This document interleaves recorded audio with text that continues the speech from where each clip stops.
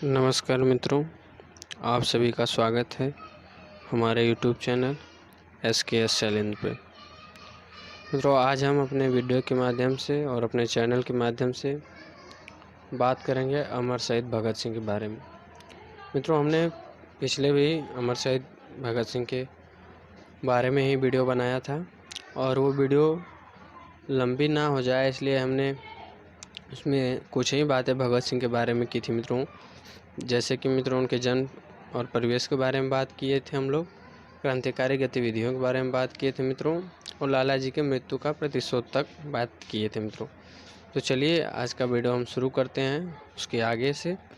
अगर मित्रों आप हमारे चैनल पर नए हैं तो हमारे चैनल को सब्सक्राइब कर लें और बेल आइकन को दबा दें ताकि हमारे हर एक वीडियो का नोटिफिकेशन आप तक पहुँचता रहे, और वीडियो अच्छी लगे तो लाइक कर दें। तो चलिए मित्रों, आज हम शुरू करते हैं जब भगत सिंह ने असेंबली में बम फेंका था।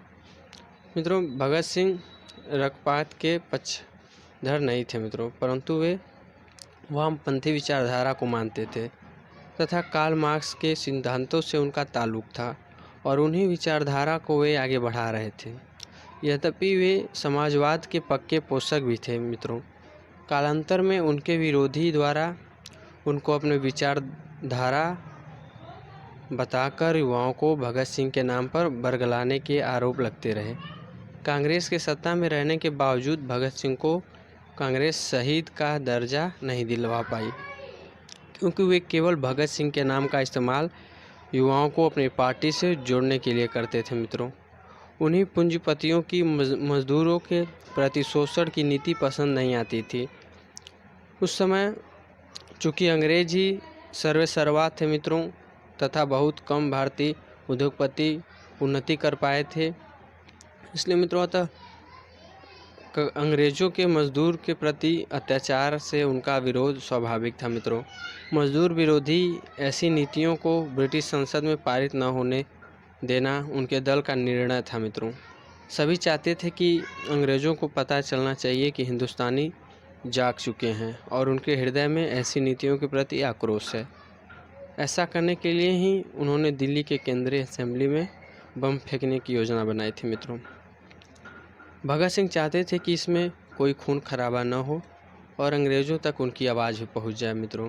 हालांकि प्रारंभ में उनके दल के सब लोग ऐसा नहीं सोचते थे, पर अंत में सर्वसम्मति से भगत सिंह तथा बटुकेश्वर दत्त का नाम चुना गया मित्रों। निर्धारित कार्यक्रम के अनुसार 8 अप्रैल 1929 को मित्रों केंद्रीय असेंबली में इन दोनों ने एक ऐसे स्थान पर बम फेंका जहां कोई मौजूद न था, अन्यथा उसे चोट लग सकती थी मित्रों। पूरा हाल धुएं से भर गया मित्रों। भगत सिंह चाहते तो भाग भी सकते थे मित्रों, पर उन्होंने पहले से ही सोच रखा था कि उन्हें दंड स्वीकार है, चाहे वह फांसी ही क्यों न हो मित्रों। अतः उन्होंने भागने से मना कर दिया। उस समय वे दोनों खाकी कमीज तथा निकर पहने हुए थे मित्रों। बम फटने के बाद उन्होंने इनकलाब जिंदाबाद, साम्राज्यवाद मुर्दाबाद का नारा लगाया और अपने साथ लाए हुए पर्चे हवा में उछाल दिए मित्रों। इसके कुछ ही देर बाद पुलिस आ गई और दोनों को गिरफ्तार कर लिया गया मित्रों। और ये देखिए मित्रों, हमने बात किया जब भगत सिंह ने असेंबली में बम फेंका था।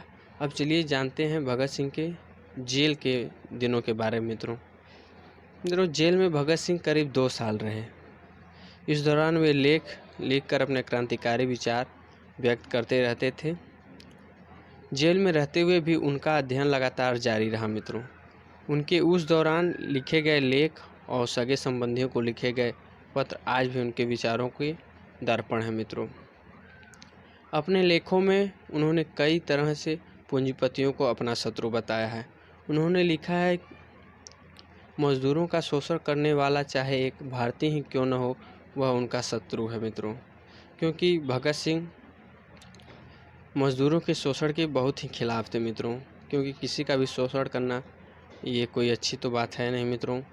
चलिए अब आगे जानते हैं। उन्होंने जेल में एक अंग्रेजी में लेख लिखा था मित्रों, जिसका शीर्षक था मैं नास्तिक क्यों हूँ।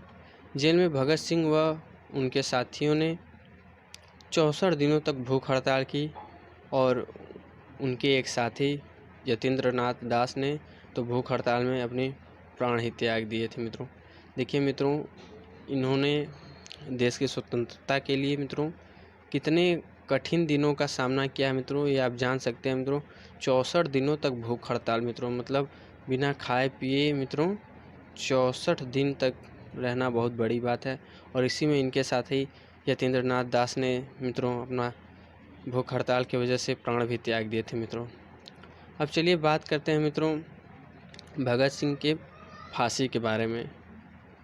मित्रों 26 अगस्त 1930 को अदालत ने भगत सिंह को भारतीय दंड संहिता की धारा 129, 302 तथा विस्फोटक पदार्थ अधिनियम की धारा 4 और 6F तथा IPC की धारा 120 के अंतर्गत अपराधी सिद्ध किया मित्रों। 7 अक्टूबर 1930 को अदालत के द्वारा 68 पृष्ठों का निर्णय दिया, जिसमें भगत सिंह, सुखदेव तथा राजगुरु को फांसी की सज़ा सुनाई गई मित्रों। फांसी की सज़ा सुनाए जाने के साथ ही लाहौर में धारा 144 लगा दी गई मित्रों। इसके बाद भगत सिंह की फांसी की माफ़ी के लिए प्रिवी परिषद में अपील दायर की गई, परंतु यह अपील 10 जनवरी 1931 को रद्द कर दी गई मित्रों। इसके बाद तत्कालीन कांग्रेस अध्यक्ष पंडित मदन मालवीय ने वायसराय के सामने सज़ा माफ़ी के लिए 14 फरवरी 1931 को अपील दायर की कि वह अपने विशेषाधिकार का प्रयोग करते हुए मानवता के आधार पर फांसी की सज़ा माफ़ कर दें। भगत सिंह की फांसी की सज़ा माफ़ करवाने हेतु महात्मा गांधी ने 17 फरवरी 1931 को वायसराय के से बात की। फिर 18 फरवरी 1931 को आम जनता की ओर से भी वायसराय के सामने विभिन्न तर्कों के साथ सज़ा माफ़ी के लिए अपील दायर की गई मित्रों। यह सब कुछ भगत सिंह की इच्छा के खिलाफ हो रहा था मित्रों, क्योंकि भगत सिंह चाहते थे कि उनकी फांसी माफ़ न की जाए मित्रों। और 23 मार्च 1931 को शाम करीब 7:33 पर भगत सिंह तथा इनके दो साथियों सुखदेव और राजगुरु को फांसी दे दी गई मित्रों। फांसी पर जाने से पहले वे लेनिन की जीवनी पढ़ रहे थे मित्रों, और जब उनसे उनकी आखिरी इच्छा पूछी गई मित्रों, उन्होंने कहा कि वह लेनिन की जीवनी पढ़ रहे थे और उन्हें वह पूरी करने का समय दिया जाए। कहा जाता है कि जेल के अधिकारियों ने जब उन्हें यह सूचना दी कि उनके फांसी का वक्त आ गया है, तो उन्होंने कहा, ठहरिए, पहले एक क्रांतिकारी दूसरे से मिल तो ले। फिर 1 मिनट बाद किताब छर की ओर उछाल कर बोले, ठीक है, अब चलो। फांसी पर जाते समय वे तीनों मस्ती से मित्रों एक गीत गुनगुनाते हुए जा रहे थे मित्रों, जो गीत था, मेरा रंग दे बसंती चोला, मेरा रंग दे बसंती चोला, माए रंग दे बसंती चोला। यही गीत वो था मित्रों जो भगत सिंह, राजगुरु और सुखदेव अंतिम समय में गुनगुनाते हुए फांसी के फंदे की तरफ बढ़ रहे थे मित्रों। फांसी के बाद कहीं कोई आंदोलन न भड़क जाए, इसके डर से अंग्रेज़ों ने पहले इनके मृत शरीर के मित्रों टुकड़े किए, फिर इसे बोरियों में भरकर फिरोजपुर की ओर ले गए, जहां घी के बदले मिट्टी का तेल डालकर ही इनको जलाया जाने लगा। गांव के लोगों ने आग जलती देखी तो करीब आए। इससे डरकर अंग्रेज़ों ने इनकी लाश के जले टुकड़े को सतलुज नदी में फेंका और भाग गए मित्रों। जब गांव वाले पास आए तब उन्होंने इनके मृत शरीर के टुकड़े को एकत्रित कर विधिवत दाह संस्कार किया और भगत सिंह हमेशा के लिए अमर हो गए मित्रों। इसके बाद लोग अंग्रेज़ों के साथ साथ गांधी को भी इनकी मौत का जिम्मेवार समझने लगे। इस कारण जब गांधी कांग्रेस के लाहौर अधिवेशन में हिस्सा लेने जा रहे थे, तो लोगों ने काले झंडे के साथ गांधी जी का स्वागत किया था मित्रों। एकाध जगह पर गांधी पर हमला भी हुआ, किंतु सादी वर्दी में उनके साथ चल रही पुलिस ने उन्हें बचा लिया मित्रों।